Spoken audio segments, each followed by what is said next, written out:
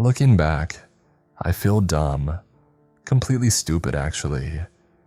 I should have known that apartment was far too cheap to be right, even for a studio.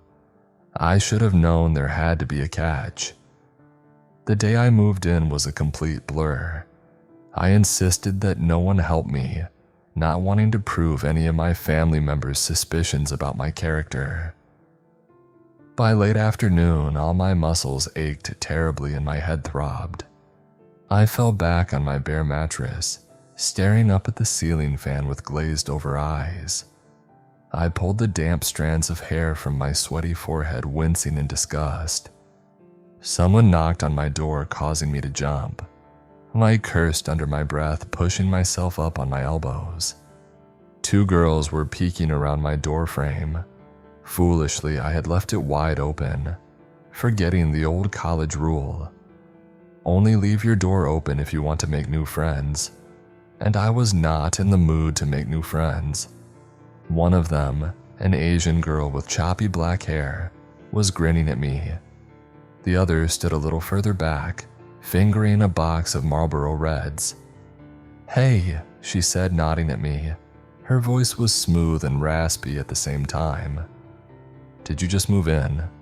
I laid back down, rubbing my face with both hands, choosing not to bother with manners. "Yeah, about 5 seconds ago." "Cool."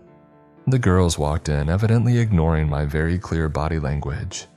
The girl with the black hair ran her fingers along the edge of my desk and then picked up a little ceramic duck from my unpacked box of trinkets. "Grandma," I explained, feeling strangely defensive. "Cute," she replied, holding it up to her face. "Has anyone told you yet?" the other girl asked abruptly, looking around my apartment.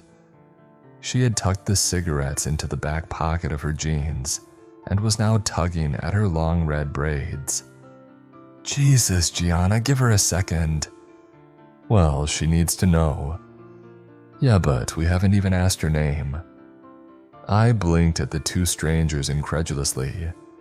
I hadn't even had time to put toilet paper in my bathroom. And here they were, touching my things and talking about me like I wasn't there. I just wanted to take a nap, honestly. "My name's Arden," I said. The girl with the red braids, Gianna, sat down next to me on my bed. "Did they tell you?" "Tell me what?" "Oh, of course they didn't." "The rules." I blinked again, my face blank. I didn't know about any rules besides the typical renting ones. I had signed the lease after, at best, skimming over it. The landlord was a skinny woman who smelled of ashes, and I was fairly certain she had never developed the facial muscles necessary for smiling. I wasn't about to ask her any follow-up questions, especially when the rent was so cheap. The other girl laughed nervously. "Where did you move here from?" I ignored her. "What rules?"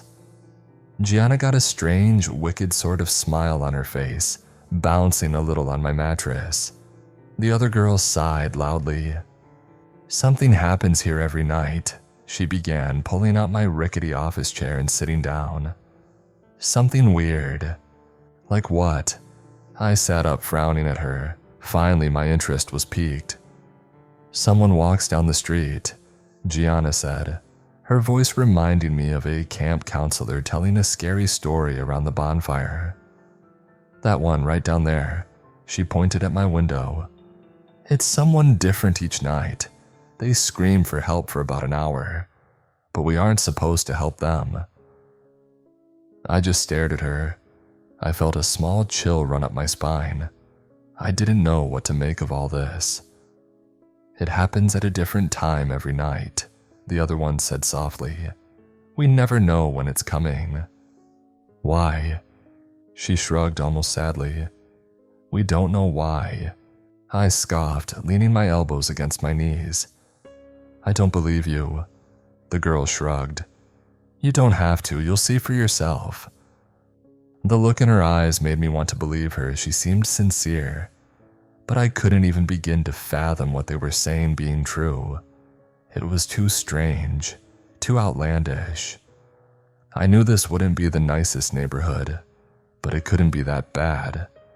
It had to be a prank. They had to be hazing me or something. "We'll come back later," Gianna said matter-of-factly. "We'll show you." Before I could protest, she grabbed the other girl by the wrist and they were gone. I followed them to the door, watching them march down the hall, talking to each other in hushed voices. I closed my door behind them. That night, as promised, they came back. They came dragging along two boys. One was somewhat muscular, wearing a tight black t-shirt and baggy jeans, and my eyes were instantly drawn to a silver heart-shaped locket around his neck. He smiled at me and introduced himself as Will when he walked in. The other boy was smaller but chubbier and nervous-looking, with a buzz cut and ill-fitting cargo shorts. His name, I was told, was Matteo. The girl named Gianna came in carrying a bottle of wine and that same slightly crumpled box of cigarettes. The other one, the girl I still didn't know the name of, was the only one who looked even somewhat apologetic. They all sat down on my dusty floor next to the window and motioned for me to join them. I sat between Will and the nameless girl, unsure whether I should continue feeling violated or if I should just give in to my strange, pushy neighbors. "Do you all live in this building?" I asked, hesitantly accepting the wine when it was passed to me. "Yup," Will answered with a grin. It seemed half-hearted. "This building is where all the young people live."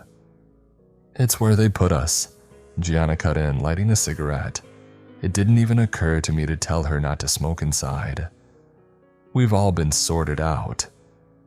Forgive her, she's a bit of a conspiracy theorist. "It's not a theory," she snapped, glaring at him. "Look at the other ones, next door the middle-agers. People with kids but no grandkids. Across the street, old people, not a single 20-something in that entire building." "May, tell him." So her name was May. I looked her over, admiring her smoky eye makeup and how she'd tied her hair up, long strands poking out like exploding fireworks. "Stop it," May muttered, reaching for the wine bottle. "You'll scare her." "I'm not scared." She just shrugged at me as if she didn't believe me. We passed the bottle around and then around again.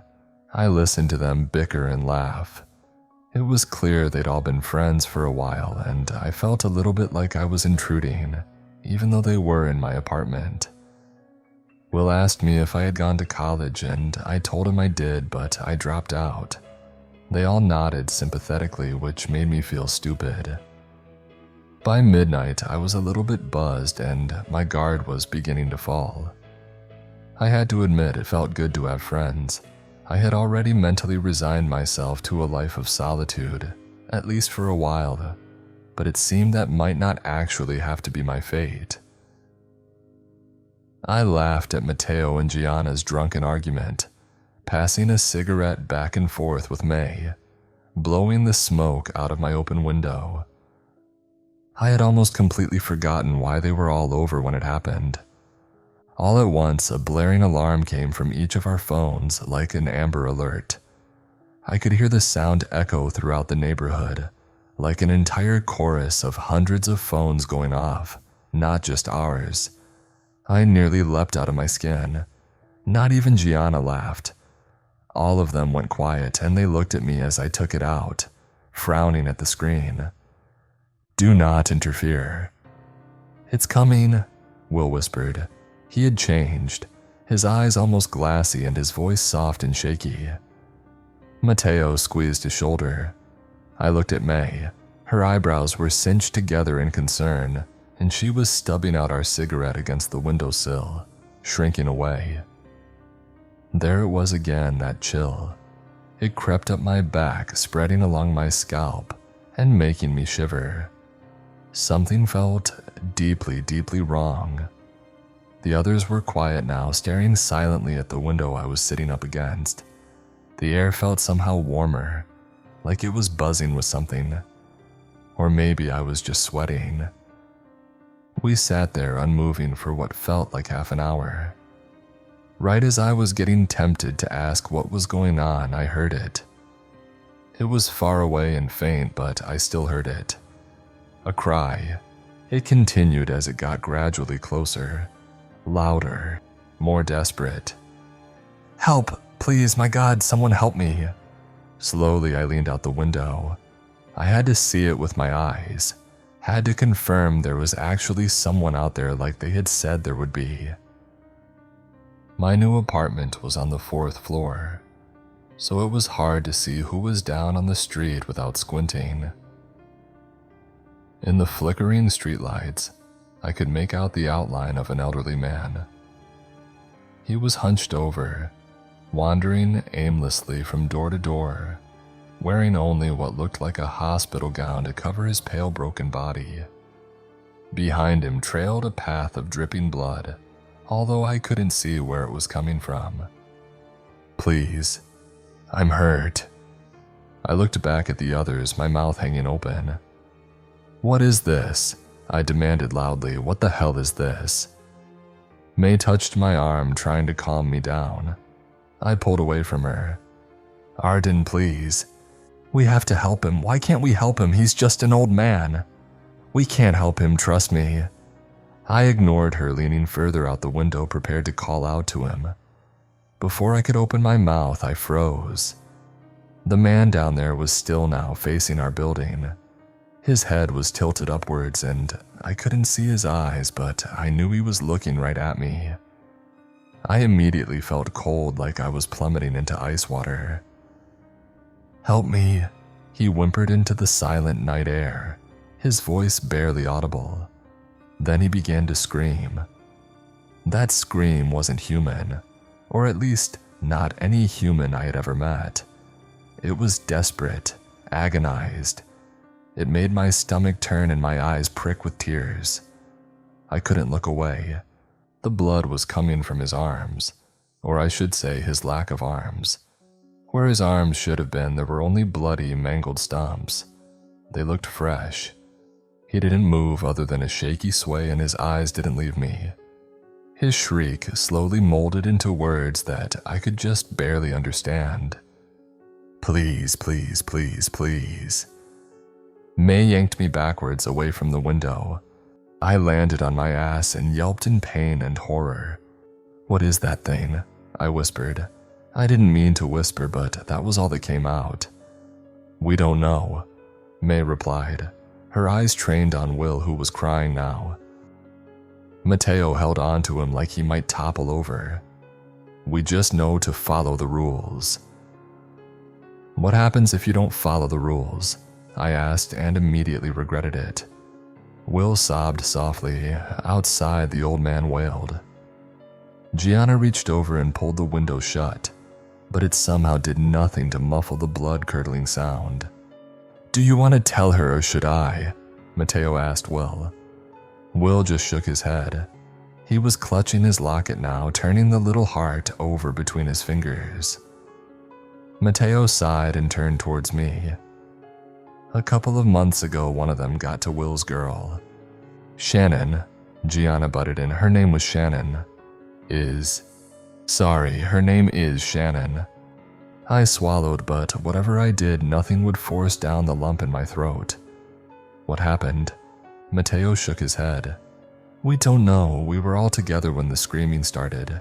Usually we just ignore it now, you know. No use in dwelling on it. But that night we think she saw something different. She started insisting she had to help, and she ran outside. We couldn't stop her." He paused, glancing over at Will. He was silent and still. The screaming outside had begun to pass, getting softer as it continued further down the street. "Then what?" He shrugged. "Nothing. She was just gone." I pressed my lips together, trying to process all of this. I really had believed they were messing with me, but I had seen it. I had witnessed it firsthand, and it terrified me. "Why doesn't anyone leave?" He shrugged for a second time. "Can't afford it. Or people just don't care. Some people have left. but we all signed an NDA with the lease so nobody ever knows. I frowned, thinking back to signing the paperwork, trying to remember. I could vaguely picture what he was talking about. I had just assumed it was more legal jargon that I would never understand. Had I seriously signed a non-disclosure agreement without even noticing?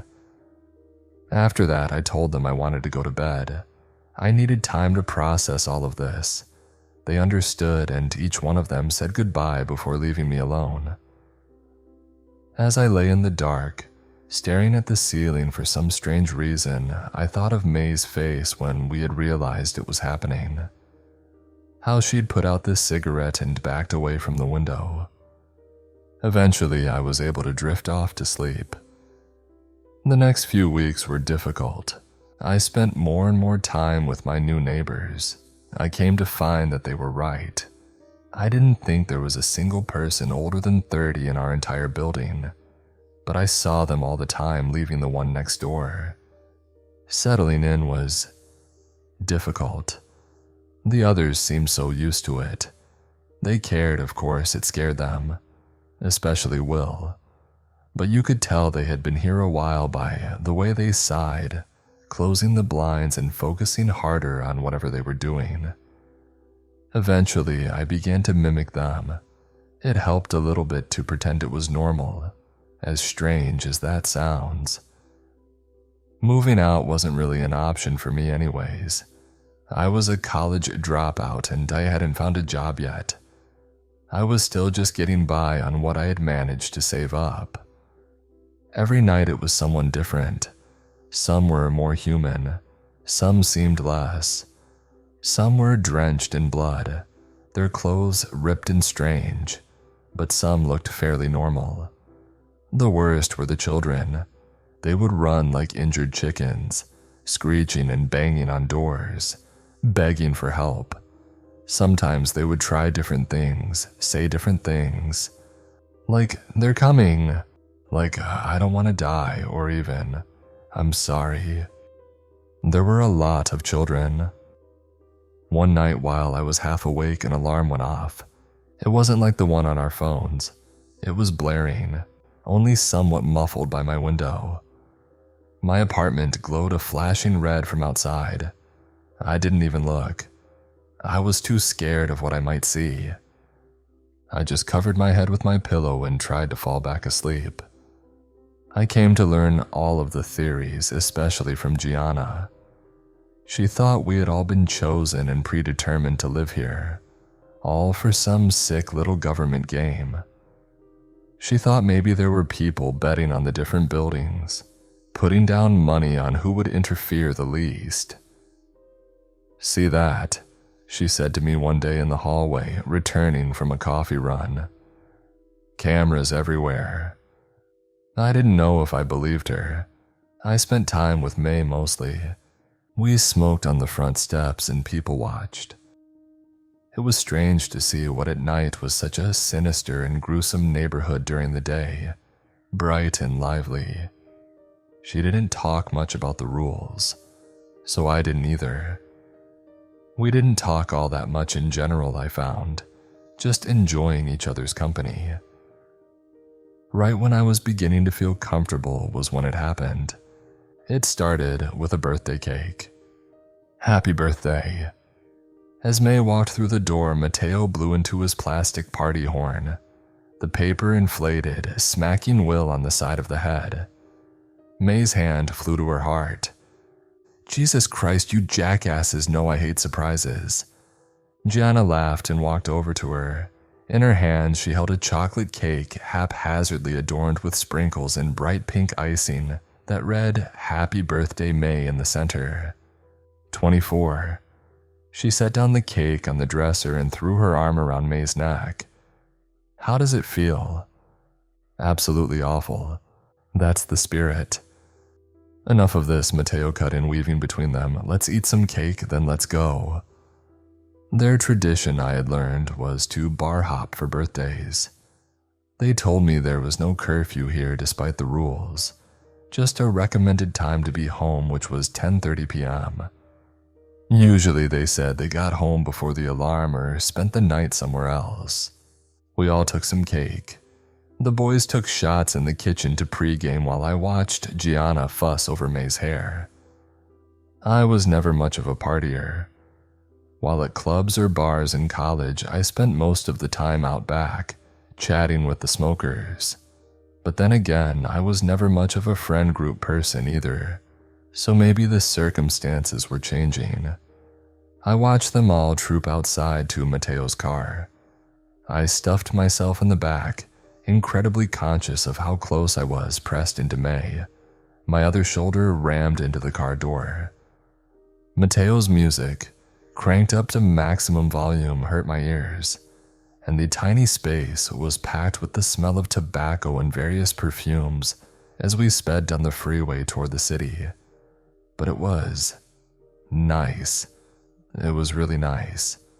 I found myself laughing with them, and I hooked my arm around May's when she weaseled her hand beneath my elbow. It was actually nice. As predicted, the bars they chose weren't exactly my scene, but this time, as opposed to college, I could stand it. I took shots, I followed them out for smoke breaks. I even danced under the low purple lights until my feet ached inside my chunky heels, surely riddled with blisters. By the time we got to our third bar, I couldn't even feel it anymore. And it was at that third bar that we crammed ourselves into an old photo booth, and Gianna reluctantly offered $5 to the slot, and we laughed, red-faced, into a tiny camera. After the photos spit out into the compartment, the others slid through the red curtains, but before I could follow, May grabbed my wrist. She held me back, sliding her long baby blue nails up my wrist. I shivered. "You never gave me a birthday present," she whispered, and I could feel her breath on my face. If I was wearing my glasses, they would have been fogging up. Yeah, well, I didn't get to finish my quip before she kissed me. It was nice. And then it wasn't. "Hey," Will called out to me, squeezing through a crowd of men wearing tattered leather jackets to get to me. "Arden, where's everybody else?" I blinked, looking around. I could have sworn they had been right there a second ago, but now none of them were anywhere to be found. I shrugged. "Dunno, why, what's up?" He finally broke free from the swaying mass, and I got a better look at him. He looked worried. His face was flushed, and I could see a few drops of sweat creeping out from his hairline. He took his phone out of his pocket and held it out to me. First, I saw his home screen. It was him next to a girl with strawberry blonde hair, both clutching beer bottles and grinning widely at the camera. Then I looked where he actually wanted me to. The time, 1:47 a.m. "It's getting late," he narrated. "Can we find the others and get going?" I understood then he was worried. It was past 1 a.m. and no alarm yet. It was later than usual, the bars would start closing soon. He wanted to get back before it happened. Will and I weaved through the crowd.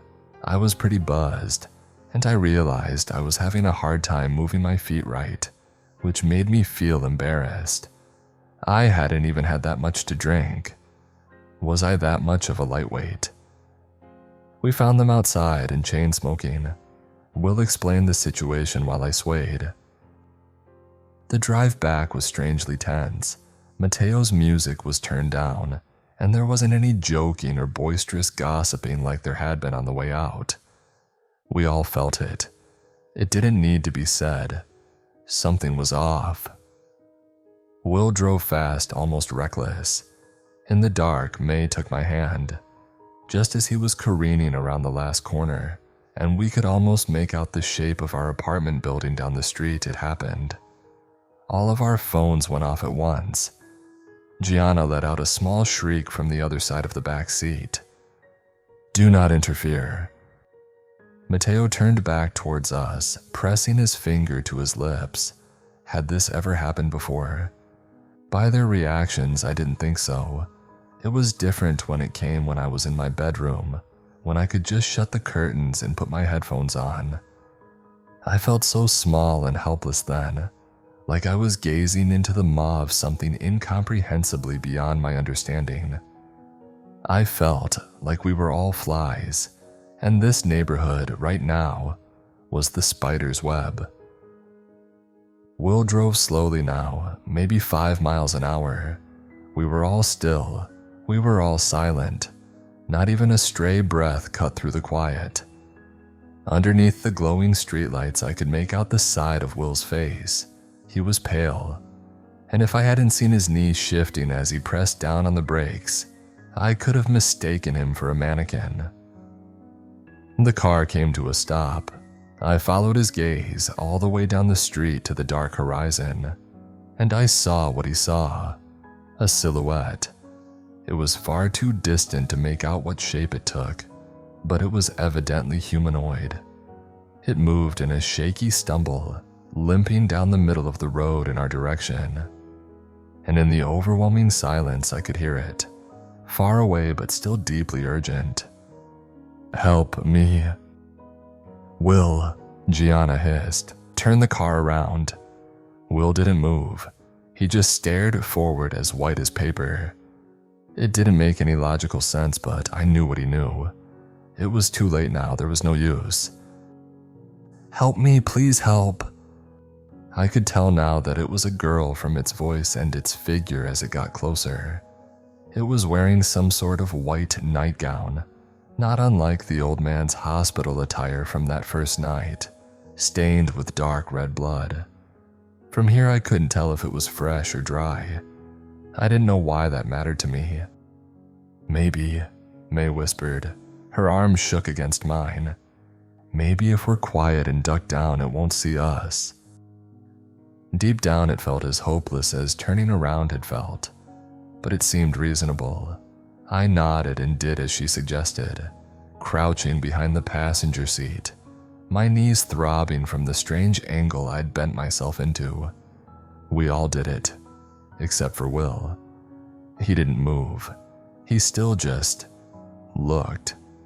When he finally spoke, I could barely hear him, it was so weak. "Shannon." The word hung in the air, heavy with implication. Mateo was the one to break the silence. "What?" "Shannon," he repeated, finally turning to look at his friend. "That's Shannon." I peered over the seat in front of me, squinting my eyes. The human-like thing was getting closer, and now I could make out strawberry blonde hair, round face, short legs. The girl from Will's phone lock screen. The girl who had disappeared. Shannon. May gasped next to me. "Dude," Mateo said slowly, his words crumbling as soon as they left his mouth. "I know what you're thinking, dude. Do not get out of this car." Will didn't even seem like he was with us anymore. He was in shock, I think, looking back.